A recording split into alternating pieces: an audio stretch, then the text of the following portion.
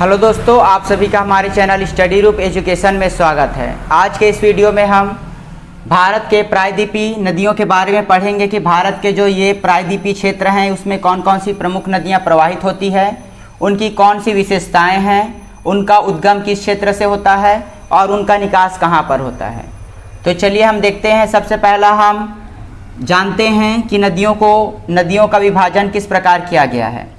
प्रायद्वीपी भारत की नदियों को दो शाखा, बंगाल की खाड़ी में गिरने वाली नदी और अरब सागर में गिरने वाली नदियों के आधार पर विभाजित किया गया है।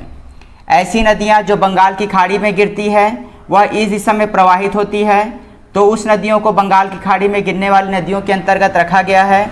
वहीं ऐसी नदियां जो पश्चिम की ओर प्रवाहित होते हुए अरब सागर में मिल जाती है तो उन्हें अरब सागर में गिरने वाली नदियों के अंतर्गत रखा गया है।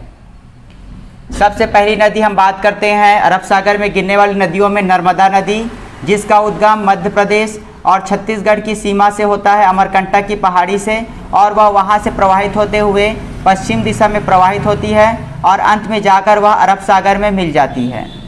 दूसरी नदी है ताप्ती नदी, उसी के समानांतर प्रवाहित होती है और यह भी अरब सागर में मिल जाती है। इसके अलावा यहाँ पर गोवा में है मांडवी जुआरी नदी। आपका केरल में नदी है पेरियार नदी, जो कि अरब सागर में मिलती है। अगर यहाँ पर देखें गुजरात क्षेत्र में तो माही नदी, साबरमती नदी, ये दो नदियाँ हैं जो अरब सागर में मिल जाती है। इसके बारे में हम विस्तार से देखेंगे। बंगाल की खाड़ी में गिरने वाली नदियों में बात करें तो पहली नदी है आपका महानदी, गोदावरी नदी, कृष्णा नदी, कावेरी नदी।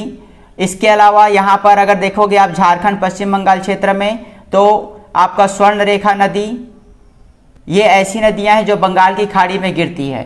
इन सभी के बारे में हम विस्तार से देखते हैं मैप के माध्यम से। तो चलिए स्टार्ट करते हैं।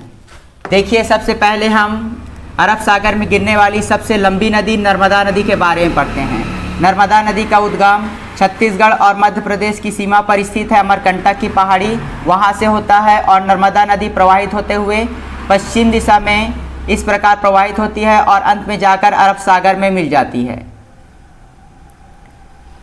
यह दो राज्य, पहला है मध्य प्रदेश और गुजरात से होते हुए अरब सागर में मिलती है। नर्मदा नदी की विशेषताओं की बात करें तो नर्मदा नदी पश्चिम की ओर प्रवाहित होने वाली सबसे बड़ी नदी है, सबसे लंबी नदी है। इसके अलावा यह नदी भ्रंश घाटियों से होकर गुजरती है।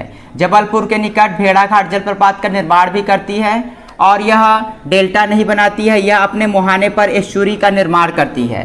तो ये है आपका नर्मदा नदी के बारे में जानकारियाँ। इसके बाद अगली नदी है आपका ताप्ती नदी। ताप्ती नदी इसी के समानांतर प्रवाहित होती है पश्चिम दिशा में और यह भी खंभात की खाड़ी में मिल जाती है। ताप्ती नदी के उद्गम की बात करें तो ताप्ती नदी का उद्गम आपका बैतूल जिला होता है और यह भी पश्चिम दिशा में भ्रंश घाटियों से होकर प्रवाहित होती है और यह भी डेल्टा का निर्माण नहीं करती है, एस्चुरी का निर्माण करती है। अगली नदी है माही नदी, जिसका उद्गम आपका होता है मध्य प्रदेश से। मध्य प्रदेश से उद्गम होने के पश्चात यह ऊपर की ओर प्रवाहित होती है। उसके बाद राजस्थान, गुजरात से होते हुए यह खंभात की खाड़ी में मिल जाती है। यह भारत की एकमात्र ऐसी नदी है जो कर्क रेखा को दो बार काटती है। एक बार जब वह ऊपर की ओर जाती है तो कर्क रेखा को काटती है और जब वापस आते समय यह पुनः कर्क रेखा को काटती है।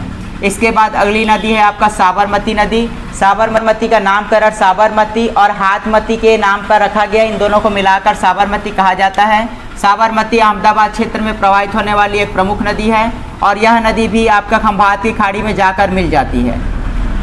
इसके बाद अगली नदी है लूनी नदी। लूनी नदी का उद्गम आपका अरावली पर्वत श्रृंखला के एक पहाड़ी है नाग पहाड़ी, वहाँ से होता है और यह नदी प्रवाहित होते हुए गुजरात के कच्छ के रण में लुप्त हो जाती है। यह भारत में प्रवाहित होने वाली एक ऐसी नदी है जिसे लवड़ी नदी के नाम से जाना जाता है। तो इसे याद रखिएगा इसकी विशेषता को कि लूनी नदी नाग पहाड़ी से इसका उद्गम होता है, अरावली पर्वत श्रृंखला से, और यह प्रवाहित होते हुए यहाँ पर कच्छ के रण में लुप्त हो जाती है और यह एक प्रकार की लवड़ी नदी है। इसके बाद गोवा में आपकी दो नदी है मांडवी जुआरी नदी। केरल में भी आपकी नदी है पेरियार नदी, जो कि केरल में प्रवाहित होने वाली सबसे लंबी नदी है और इसका उद्गम पश्चिमी घाट से होता है या पश्चिम की ओर प्रवाहित होते हुए अरब सागर में मिल जाती है। तो ये हुआ पश्चिम की ओर प्रवाहित होने वाली प्रमुख नदियाँ। अगला हम पढ़ते हैं बंगाल की खाड़ी में मिलने वाली कौन सी नदी है। पहली नदी है आपका महानदी, जिसका उद्गम सिहावा छत्तीसगढ़ से होता है, धमतरी जिले से, और यह प्रवाहित होते हुए इस प्रकार पूर्व दिशा में प्रवाहित होती है और उड़ीसा के यहाँ पर हीराकुंड एक जगह है, वहाँ पर यह बांध का निर्माण करती है और अंत में जाकर यह जाती है। महानदी की बहुत से सहायक नदी है, जैसे लात नदी, माण नदी, ये सभी महानदी की प्रमुख सहायक नदी है। इसके बाद अगली नदी है आपका गोदावरी नदी। गोदावरी नदी का उद्गम आपका नासिक महाराष्ट्र से होता है, जहाँ पर आपका कुंभ मेले का आयोजन होता है। उसके बाद यह प्रवाहित होते हुए इस प्रकार आंध्र प्रदेश के निकट आंध्र प्रदेश राज्य में बंगाल की खाड़ी से मिल जाती है। इसकी अगर हम सहायक नदी की बात करें तो इसकी अनेक सहायक नदी जैसे प्राणहिता, वर्धा, इंद्रावती, वेनगंगा, पेनगंगा, ये सभी गोदावरी की सहायक नदी है।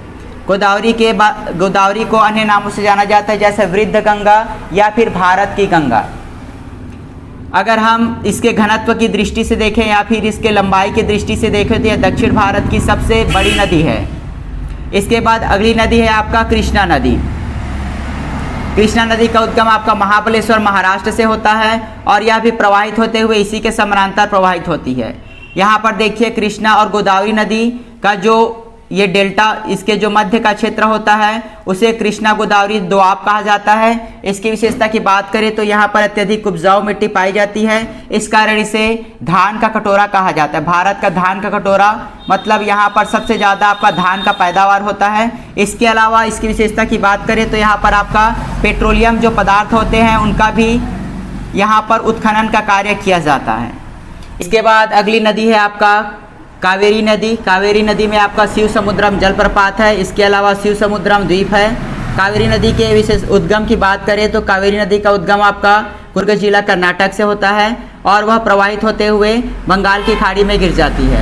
कावेरी नदी की अन्य विशेषताओं की बात करें तो कावेरी नदी सदा नीरा नदी के नाम से जानी जाती है। इस नदी पे वर्ष भर पानी रहता है। तो ये हुआ प्रायद्वीपीय भारत की नदियों के बारे में कुछ जानकारियाँ।